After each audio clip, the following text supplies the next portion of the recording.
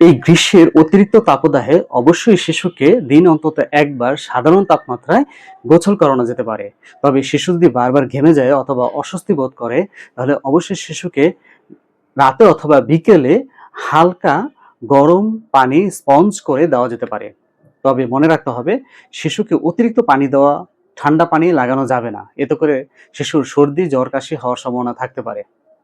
শিশুকে অবশ্যই 100% কটন সুতি কাপড় এবং হালকা কাপড় পরিধান করাতে হবে। এতে করে শিশুর শরীরে জমে থাকা ঘাম শুষে নেবে এবং শিশুর শরীরে আলো বাতাসের জন্য সহায়তা করবে এবং ঘামাচি প্রতিরোধ করবে।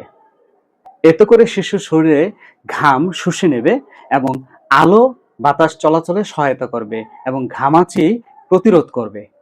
শিশুকে গোসল করানোর পর অতিমাত্রায় ঘামাচি পাউডার দেওয়া অথবা লোশন ব্যবহার করা যাবে না। এতে করে শিশুর লোমকূপে আলো বাতাস চলাচলে ব্যাহত হবে। পরিবর্তে শিশুর শরীরে ময়েশ্চারাইজার ব্যবহার করা যেতে পারে। শিশুর যদি শরীরে তাপমাত্রা 100 ডিগ্রি ফারেনহাইটের উপরে চলে যায় এবং ত্বকে যদি লালচে দাগ দেখা দেয়, তাহলে অবশ্যই শিশুকে গোসল করানোর আগে ডাক্তারের পরামর্শ নিন। আমি খন্দকার মামুনুর রশিদ, একজন পরামর্শক ও বাবা হিসাবে আমি চাই প্রতিটি শিশু যাতে সুস্থ ও স্বাভাবিক জীবনযাপন করতে পারে এই প্রচন্ড গরমে, গ্রীষ্মের তাপদাহে। সুস্থ থাকবেন, ভালো থাকবেন, খোদা হাফেজ।